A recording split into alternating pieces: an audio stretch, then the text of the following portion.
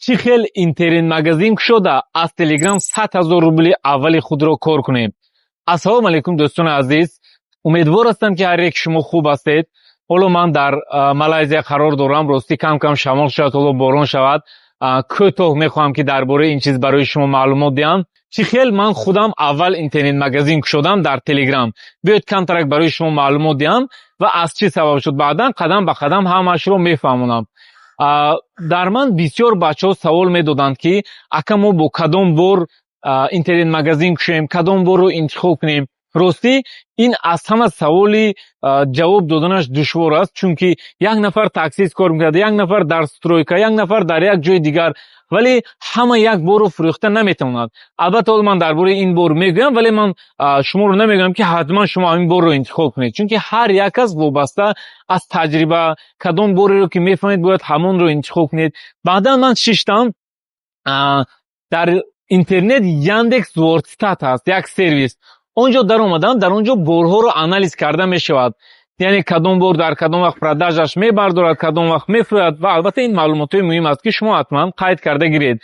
و در این طریق یاندکس ورکستات من آنالیز کردم و یکی از اونها پایافزا اوبو رو پیدا کردم که یعنی گرچه کنکورنسیش بسیار است ولی فروش خوب دارد، سیزن ندارد، بسیاری نفر فروخته میتواند، کلینتش رو از همه جا پیدا کرده میشد، خو زن، خو مرد، خو کودک، یک چیزی که به همه درکار است.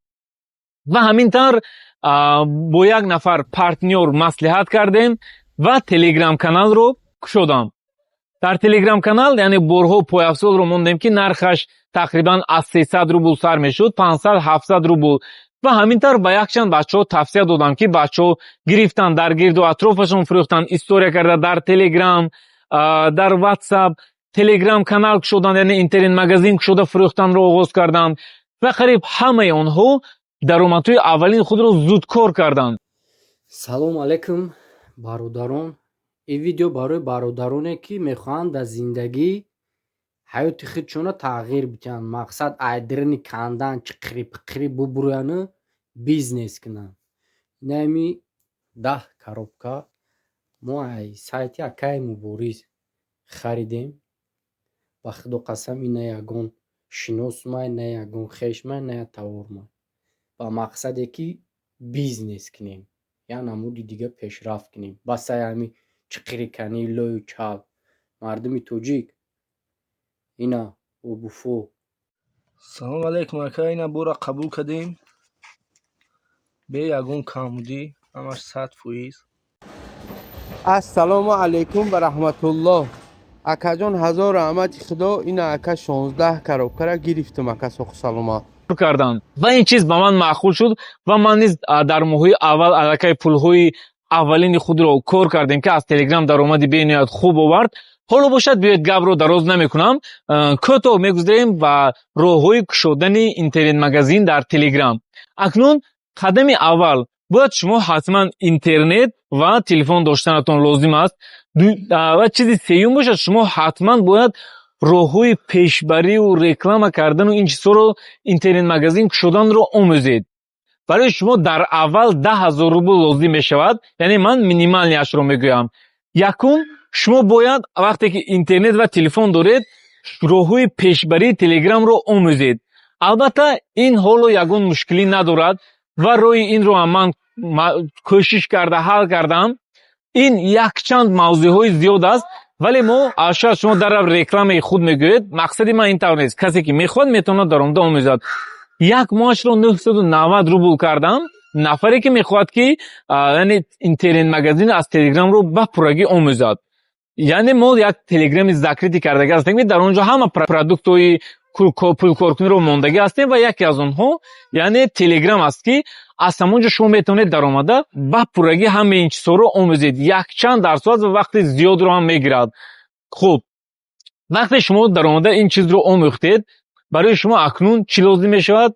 یعنی انتخاب کردن تور. شما باید یگون پستفشی گوید. راهوی پستفشی گفتن ما در همون ذکری تلگرام کانال یک چند پستفشی رو از خطای موندگی هستیم، ولی شما اگر بی پولش رو خواهید مثلا صدوات اگریگاتور پروگرام میدارید، در کانتکت метавонед нависед пасташикои садаву дар онҷо қариб 1 миллион зиёд пасташико аст. подписчик дорад ки ҳамонҷо пасташикои боваринок. агар дар тоҷикистон бошед метавонед ки аз бозорҳои корвон пасташикро ёбед. шумо аввал бояд борро интихоб кунед, кадом борро мефурӯшед.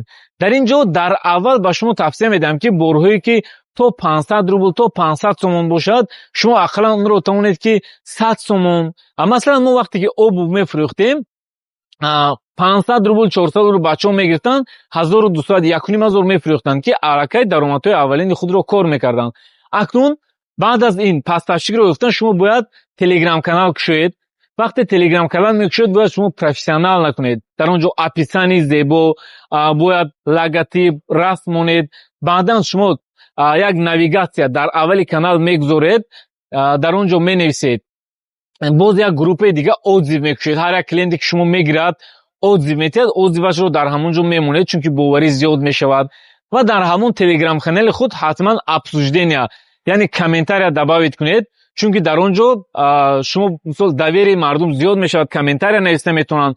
баъдан правила и админро мемонед, ба ягон саволҳояшон шояд муроҷиат карда тонанд, қоидаҳои ҳамон канали худро менависед ки аллакай ин чиз як профессионал будани канали шуморо нишон медиҳад ва доверии клиентро зиёд мекунад.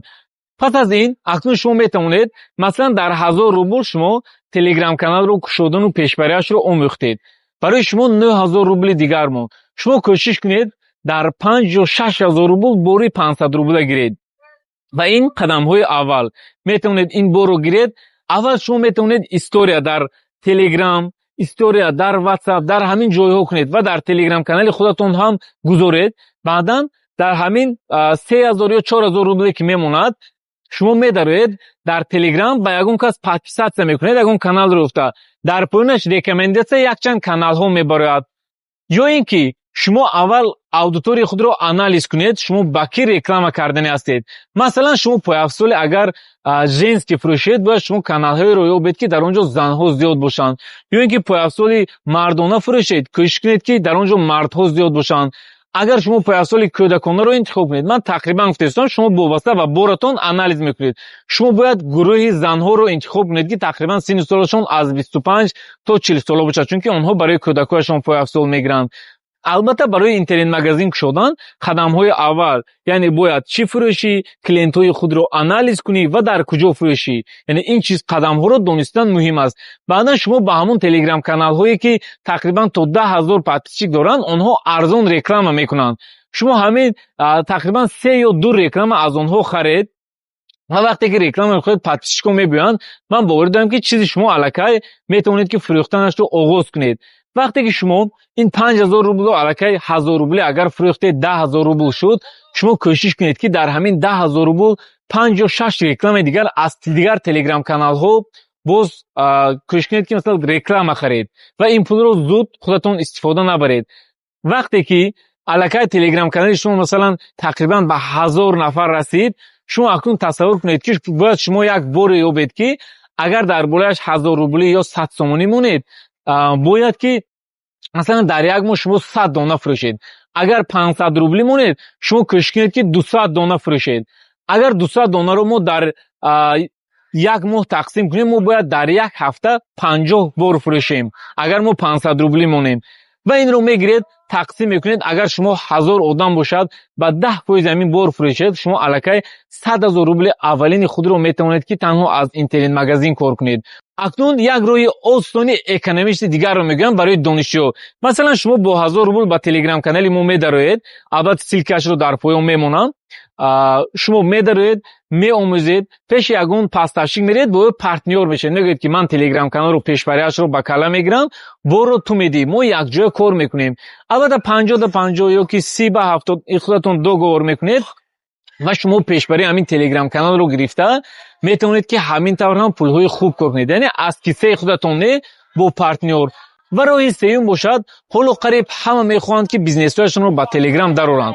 вақте шумо бо 990 рубл роҳҳои пешбарии телеграмро аз худ кардед, ман боварӣ дорам ки шумо баъд аз ин метавонед ки пеши ҳамун соҳибкорро равед ва барои онҳо, барои як кушодани интернет-магазин аз онҳо 50 сомонӣ, 100 сомонӣ 500 сомонӣ гиред. Албатта 1-2 соҳибкорро равед бо нархи арзон гиред, тайёр кунед ва бежи дигар соҳибкор меед, шумо аллакай отзив доред, нишон медиҳед ки ман инамин телеграм каналҳоро кушодаги ҳастам ва дигарҳо барои шумо боварияшон зиёд мешавад ва шумо албатта нархи худатонро бардошта метавонед ки ҳамин тавр кор кунед.